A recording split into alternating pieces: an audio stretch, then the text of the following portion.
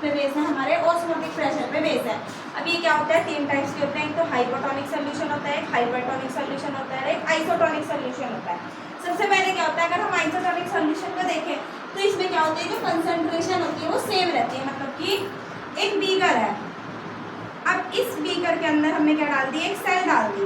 अब इस सेल की जितनी कंसंट्रेशन है ना, मतलब कि इसमें 50% कुछ भी है, ऐसे ही 50% कंसंट्रेशन इसकी है, तो जितना पानी इसके बाहर से अंदर जाएगा उतना ही अंदर से बाहर आ जाएगा। अब जो हमारा दूसरा सॉल्यूशन है, ऐसे हमने 3 बीकर लिए, तीनों में एक एक सेल डाल दी, वो कौन सी सेल डाली वो बताओ। अब क्या होता है, एक बार क्या हो गया, इसकी कंसंट्रेशन कम हो गई और इसकी ज़्यादा हो गई।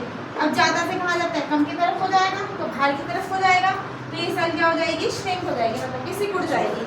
अब किसी में क्या होगा, यहाँ पे कम होगा, यहाँ ज़्यादा होगा, तो इसके अंदर जाता रहेगा, तो थोड़ी देर में वाली सेल क्या हो जाएगी, फूल जाएगी।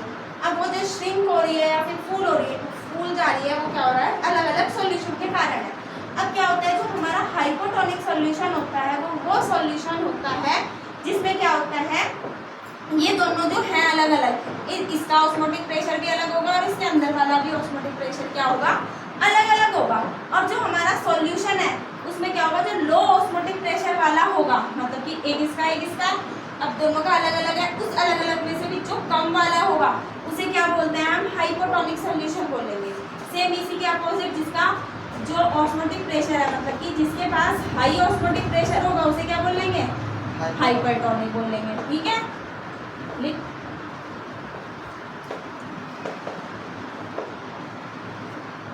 सॉल्यूशन होते हैं, एक हाइपरटोनिक, एक आइसोटोनिक और एक हाइपोटोनिक। अब क्या है, हमने क्या करा, आइसोटोनिक वाला तो वो होता है जिसमें दोनों की कंसंट्रेशन सेल के अंदर और सेल के बाहर क्या रहती है, सेम रहती है, तो जितना फ्लो सेल के अंदर जाएगा अपने सेल के बाहर आएगा, तो उसमें तो कोई दिक्कत है ही नहीं।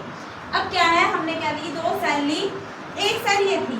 अब इस वाली सेल को हमने क्या करा, ये हाइपरटोनिक सॉल्यूशन थी, मतलब कि इसके अंदर सेल के अंदर जो सॉल्यूशन था उसका ऑस्मोटिक प्रेशर ज़्यादा था कंपेयर टू जिसके अंदर मैंने इसे डाली थी। ये सेल जिसके अंदर डाली थी उसका ऑस्मोटिक प्रेशर क्या था, कम था। अब क्या होता है, जो सेल होती है वो लो ऑस्मोटिक प्रेशर से हाई ऑस्मोटिक प्रेशर की तरफ हो जाएगी। अब यहाँ पे क्या है, कम है, कहाँ, यहाँ, और यहाँ क्या है, ज़्यादा है, तो इस सेल के अंदर क्या जाएगा, ये सॉल्यूशन अंदर जाता रहेगा, जाता रहेगा, जाता रहेगा, तो ये कंडीशन ऐसी आएगी कि ये सेल क्या हो जाएगी, पूरी स्वेल अप हो जाएगी। जब सॉल्यूशन के अंदर जाता है, मतलब इस सेल के अंदर सॉल्यूशन जा रहा है, कंसंट्रेशन यहाँ पे लो है, यहाँ पे हाई, जब इधर को जा रहा है तो इस वाली प्रोसेस को क्या बोलते हैं हम, एंडोऑस्मोसिस बोलते हैं। एंडोऑस्मोसिस का मतलब क्या है, सेल के अंदर का सॉल्यूशन जाना, और थोड़ी देर में सेल क्या हो जाएगी, स्वेल अप हो जाएगी। अगर एनिमल सेल होगी तो फट भी सकती है, और जो प्लांट सेल होती है वो फटेगी नहीं, क्योंकि प्लांट सेल में क्या होता है, जो सेल मेम्ब्रेन होती है उसके ऊपर एक और मेम्ब्रेन लगी रहती है, जिसे क्या बोलते हैं हम, सेल वॉल बोलते हैं, जिसे इलास्टिसिटी प्रदान कर देती है, तो वो टूट नहीं पाती, मतलब फट नहीं पाती। सेम इसी के अपोजिट हमने क्या करा, 2 वही सॉल्यूशन लिए। अब इस सॉल्यूशन में हमने क्या रखा, ये जो सेल थी हमारी, ये आरबीसी की सेल थी, हमारी रेड ब्लड सेल थी। अब जो बाहर वाला सॉल्यूशन था ये क्या था, हाइपरटोनिक सॉल्यूशन था, मतलब कि हाई ऑस्मोटिक प्रेशर, और नीचे अंदर वाला क्या था, लो ऑस्मोटिक प्रेशर। अब क्या हो रहा है, इस सॉल्यूशन हाई वाला क्या ले रहा, उसकी कंसंट्रेशन ले रहा। जब हमने आरबीसी को हाइपरटोनिक सॉल्यूशन के अंदर डाला तो उस समय जो बाहर की कंसंट्रेशन थी वो क्या हुई, कंपेयर टू कम हुई, क्योंकि जो हाइपरटोनिक सॉल्यूशन होता है उसकी कंसंट्रेशन क्या होती है, कम होती है, और हाइपोटोनिक की, जिसका लो ऑस्मोटिक प्रेशर होता है, इसकी कंसंट्रेशन क्या होती है, ज़्यादा होती है। अब कम से ज़्यादा की तरफ को गया तो ये क्या हो गई, सिकुड़ गई। अब सिकुड़ने के बाद ये क्या हो जाएगी, बिल्कुल श्रिंक सी हो जाएगी, जो हमें दिखाई देगी। ये दोनों क्या होते हैं, इसके एग्जाम्पल होते हैं जब हम सॉल्यूशन के अंदर रखते हैं। इस वाले में देखिए तो मैं बोल रही हूँ, फ्लो ऑफ सॉल्वेंट, हाँ flow of solvent take place from hypotonic bracket में लिखिए low osmotic pressure, hypotonic bracket में लिखिए low osmotic pressure to hypertonic solution, hypotonic to hypertonic bracket में लिखियो high osmotic pressure.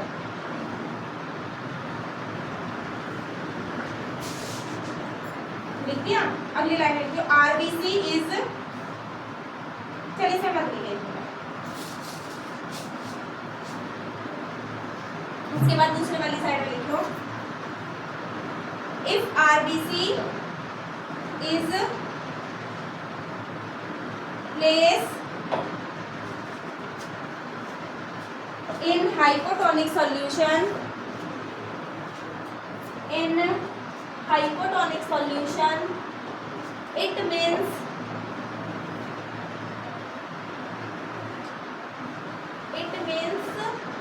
outside of cell concentration is lower,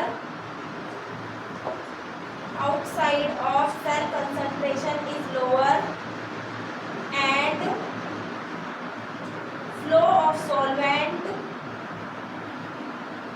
take place from concentration is low and flow of solvent take place from solution of low concentration to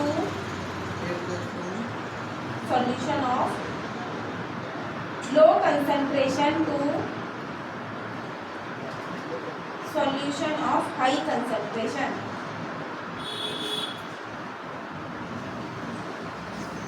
In this condition, flow of solvent take place. in this condition Flow of solvent take place inside the cell called endoosmosis. Called endoosmosis. The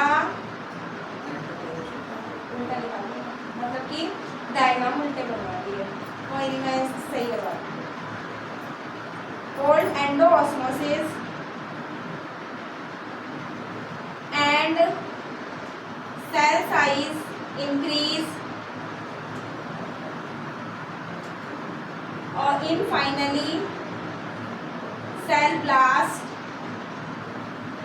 is called hemolysis. 1 molar aqueous solution, molar solution मिलेगा।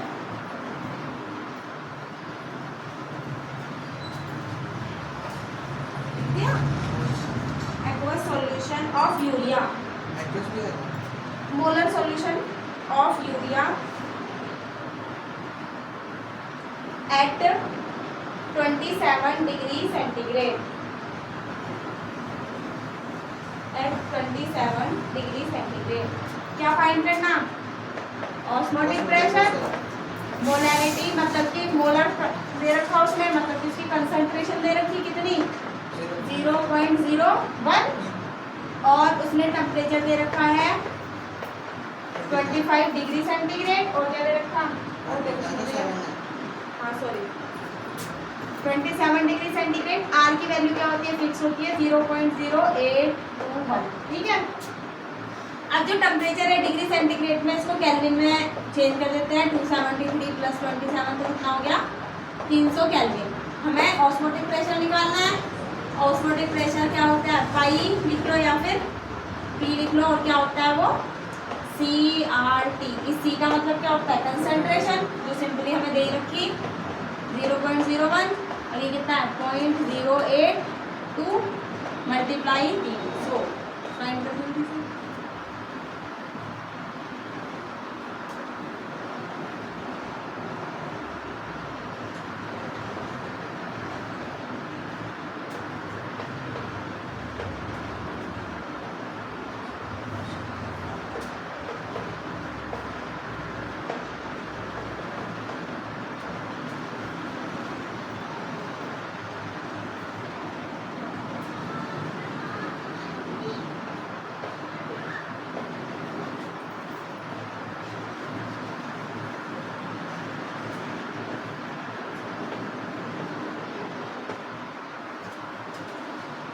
हमें क्या दे रखा है, calculate करना है osmotic pressure, मतलब कि पाई calculate करना है। 5% हमारा सॉल्यूशन है, यानी कि गिवन वेट दे दिया उसने।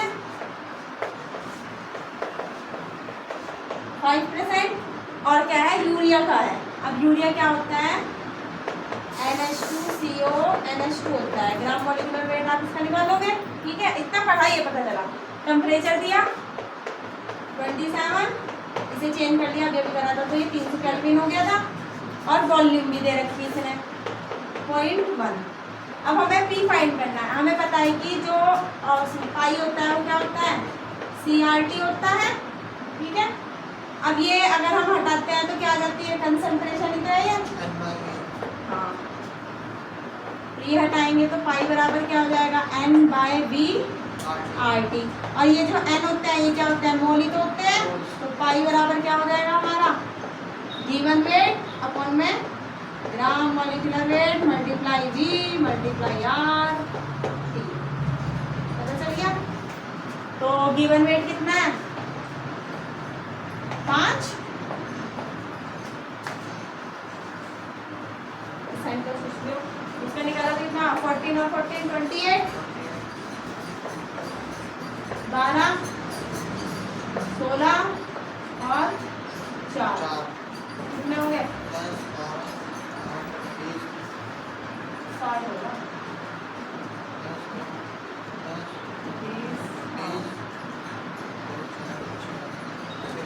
60। ये कितना हुआ 60। ये तो 0.1 ही दे रखी वॉल्यूम 0.08 नहीं पॉइंट क्या था आर की वैल्यू 0.82 है ना, ये 0.082 है, 0.08. ठीक है। और 100 अब हो जाएगा। हाँ. दूसरा बताऊँ, चलो ये कर लो।